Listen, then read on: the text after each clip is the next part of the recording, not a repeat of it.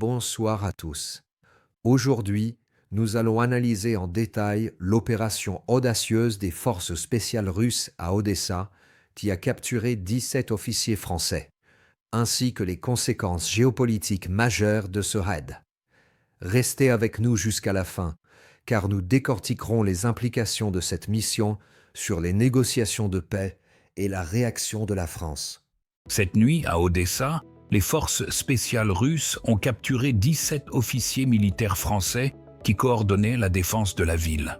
Macron exige leur libération immédiate, menaçant de rompre la trêve.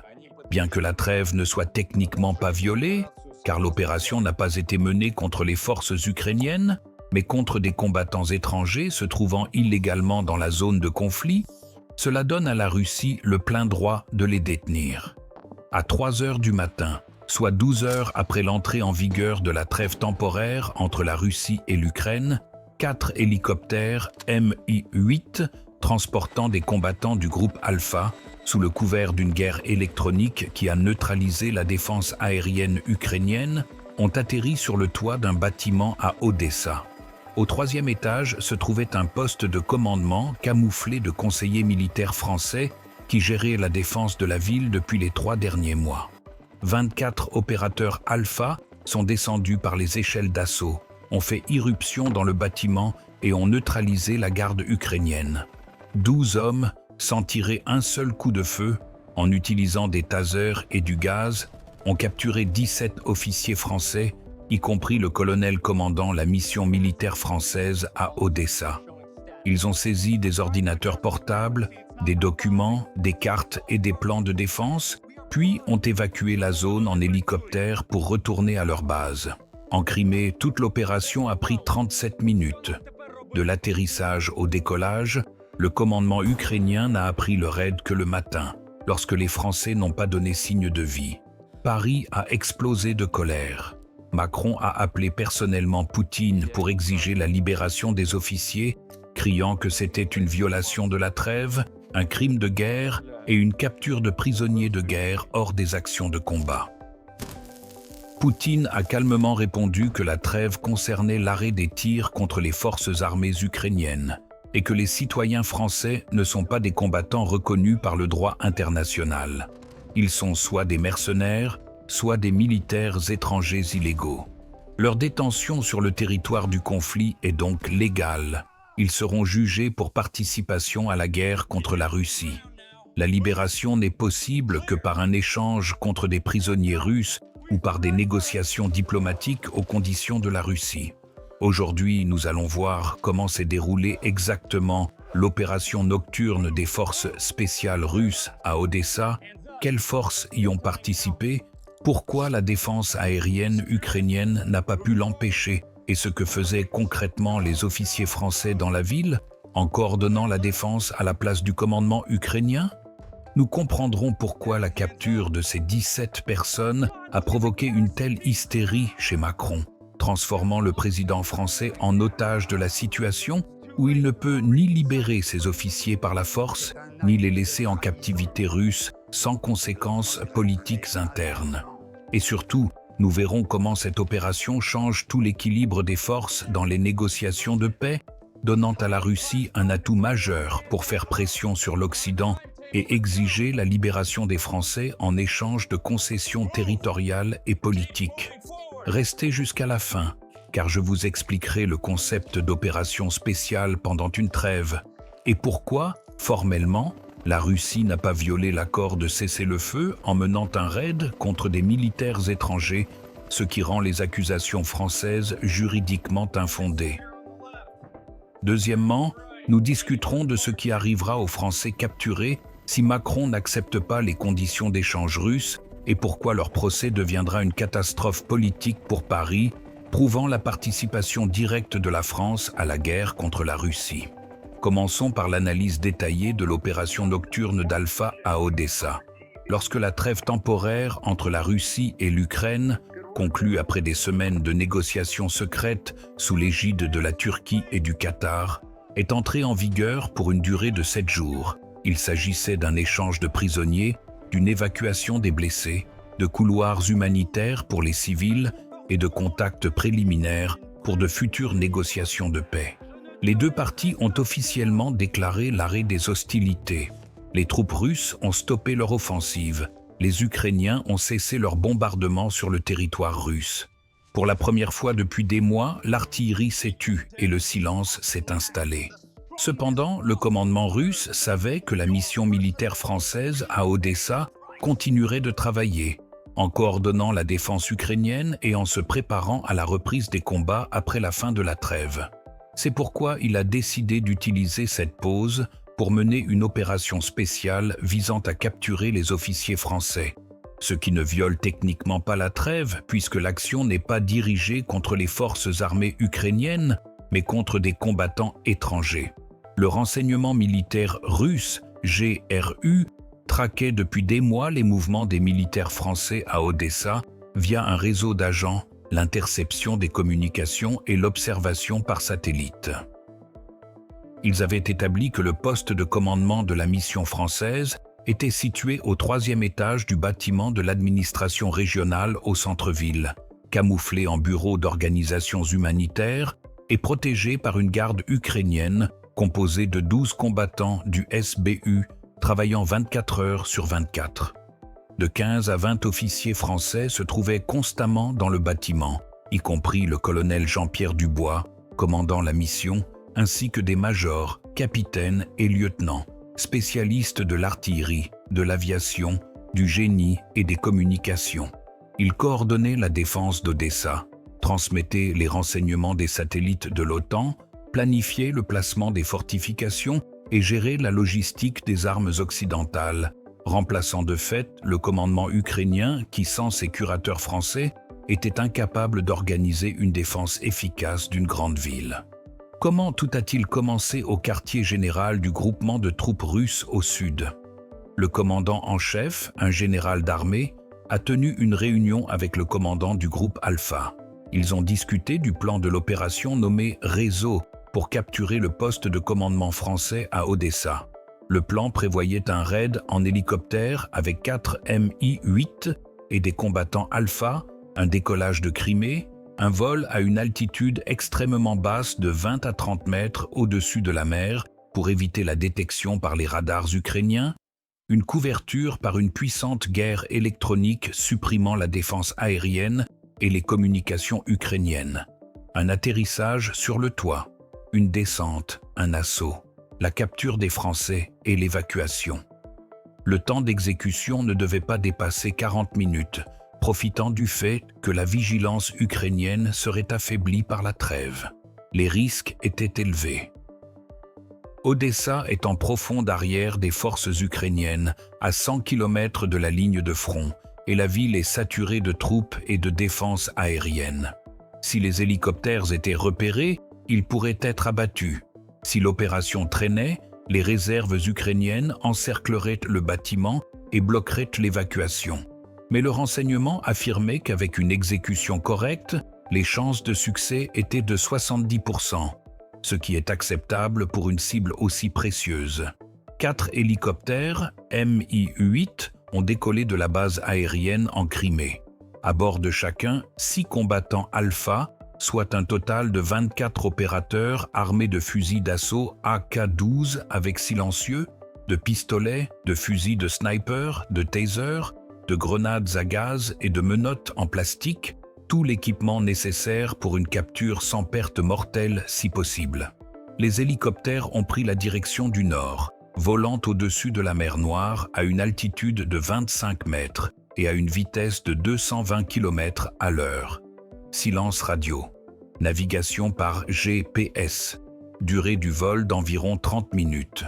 Simultanément, depuis la côte de Crimée et de la région de Kherson, les systèmes russes de guerre électronique Krasukha 4 ont commencé un puissant brouillage radio, créant des interférences pour les radars de défense aérienne ukrainiens, les systèmes de communication et le GPS, saturant l'éther de bruit blanc et rendant la détection et le guidage des missiles anti-aériens impossibles. La défense aérienne ukrainienne a été aveuglée. Les opérateurs ne voyaient sur leurs écrans que des parasites et ne pouvaient pas repérer de cibles aériennes. Ils tentaient de passer sur des fréquences de réserve, mais là aussi le brouillage était efficace. Ensuite, les hélicoptères se sont approchés de la côte d'Odessa et sont descendus à 15 mètres. Ils passaient entre les zones résidentielles, utilisant les bâtiments comme couverture contre d'éventuels observateurs visuels. Ils survolaient les postes ukrainiens presque sans bruit grâce aux rotors modernes qui réduisent le bruit et aux moteurs fonctionnant à régime réduit. Les gens en bas dormaient et n'entendaient rien. Les hélicoptères se sont mis en stationnaire au-dessus du bâtiment. Altitude, 50 mètres. Les pilotes voyaient le toit grâce aux appareils de vision nocturne. La zone était libre. L'atterrissage était possible. Le commandant du groupe, major indicatif Berkut, a donné l'ordre d'atterrir. Le premier hélicoptère a touché le toit. Les combattants ont sauté et déployé un périmètre de sécurité. Le deuxième, le troisième, le quatrième.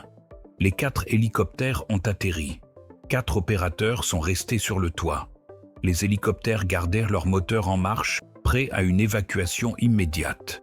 Il était 22h48. Le groupe de capture a descendu l'escalier de secours du toit au 3e étage, où se trouvait le poste de commandement français. Devant la porte se tenaient 2 gardes ukrainiens du SBU, armés de fusils d'assaut et ne s'attendant pas à une attaque. Pendant la trêve, ils étaient détendus et fumaient.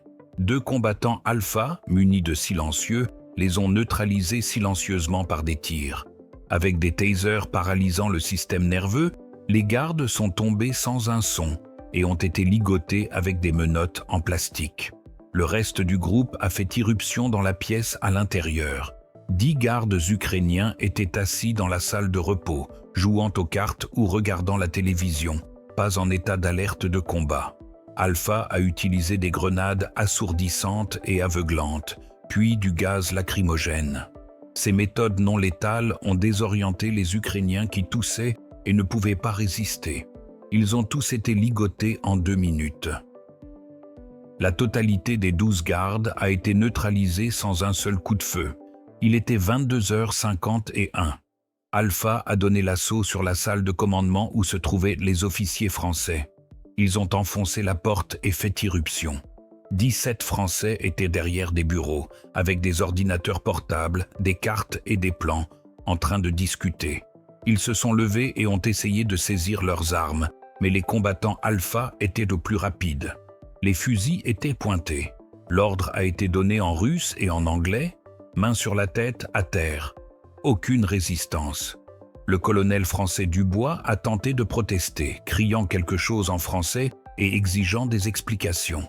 Le commandant Alpha a répondu fermement en anglais « Vous êtes arrêtés pour participation à des actions militaires contre la Fédération de Russie. Vous serez livrés en Russie pour une enquête. La résistance est inutile. » Les Français ont compris qu'ils étaient frits. On leur a lié les mains, on les a fouillés et on leur a saisi leurs armes. 3 pistolets, des documents, des téléphones portables, des clés USB, 7 ordinateurs portables, des cartes, des plans. Tout a été emballé dans des sacs à dos.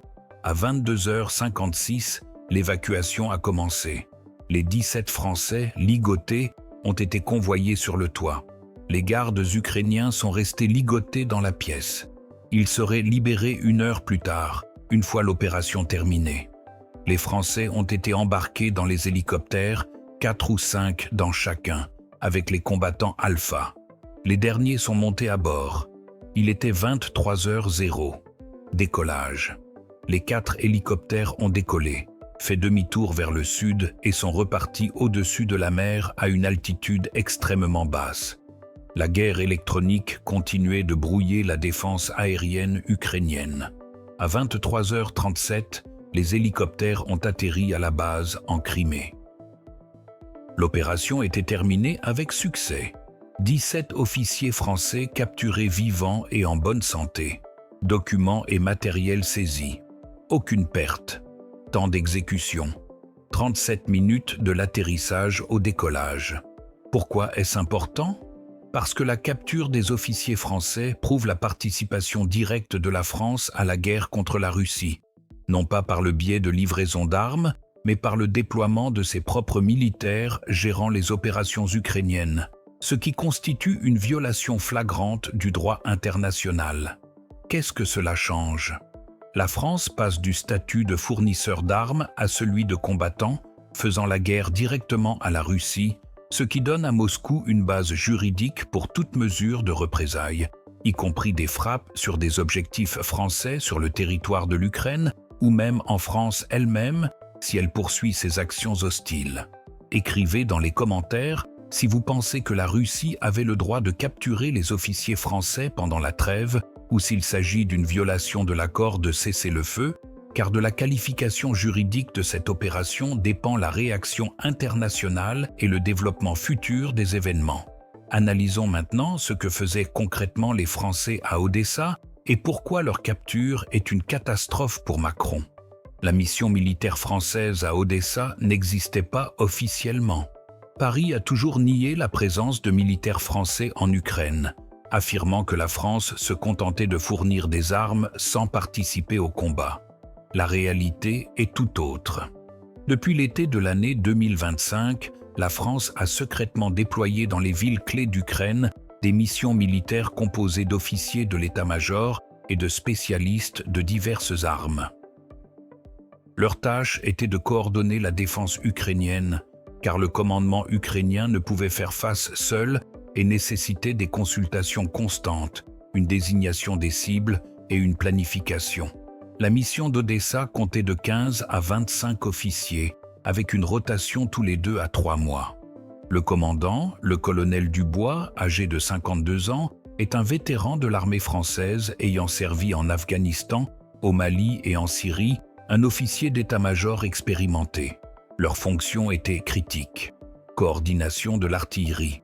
Les officiers français recevaient des renseignements des satellites de l'OTAN sur les positions des troupes russes, transmettaient les coordonnées des cibles aux artilleurs ukrainiens et corrigeaient les tirs, dirigeant de fait l'artillerie ukrainienne comme la leur. Gestion de la défense aérienne.